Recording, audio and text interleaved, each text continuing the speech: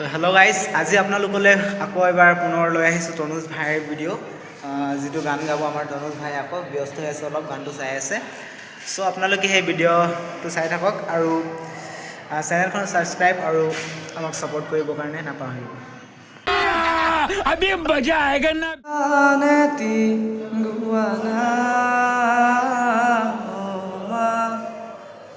हाथ बुलाई दिया ना